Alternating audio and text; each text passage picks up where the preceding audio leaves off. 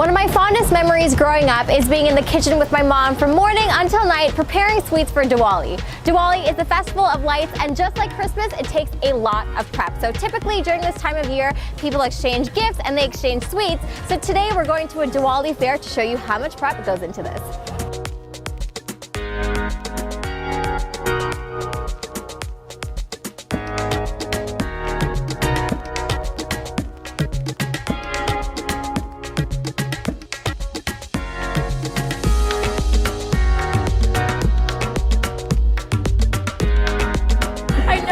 Your big Diwali Mela. Right. There's a ton of stuff happening here. So in terms of prep for you guys, how long does it take to prep for this event? Is it weeks? Is it months? It's several months. We're here 3 months in advance. We're trying to get all our international orders out of the way. Wow. Then we get our North American orders out of the way, then federal level orders out of the way.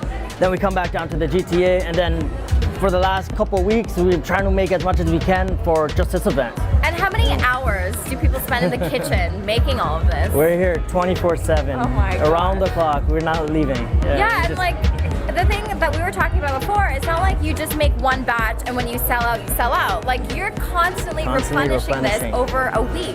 There's a ton of sweets here. So if you had to pick one that is the most popular around Diwali, which one would you say that is?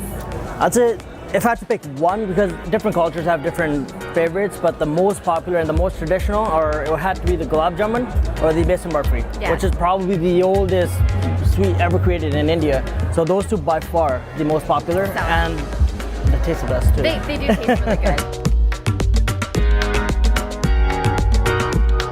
The time I've been waiting for, I'm now properly equipped, so now I can actually shop for my sweets. So in this one room alone, there's over 90 different types of Indian sweets. So I have my work cut out for me, but it's a good thing I know what I want. So the first thing that I want is right here, jalebi. So the best way I can describe this to anyone who hasn't had this, it's basically like fried sugar syrup. Gonna grab me some of those. The way that they've kind of laid everything out is really, really organized. So row by row, you increase in price. So the first row here, this is where your cheapest sweets will be. And as you kind of zigzag around, the prices get more expensive. So at least you know if you're working within a budget, you can stay within your budget because of the pricing system.